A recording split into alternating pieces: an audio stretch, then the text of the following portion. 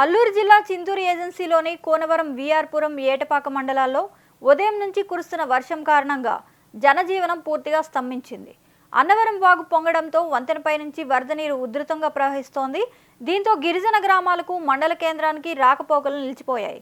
సుమారు 20 పైగా గిరిజన గ్రామాల రాకపోకలకు ఈ వరదల వల్ల అంతరాయం కలిగింది. మరోపక్క పోలవరం మండలం టేకులబోరు నుంచి బోధనూరు గ్రామానికి ఉపాధి హామీ పనికి వెళ్లిన వారు వాగు పొంగడంతో వరద నీటిలో ఉపాధి కూలీలు చిక్కుకున్నారు.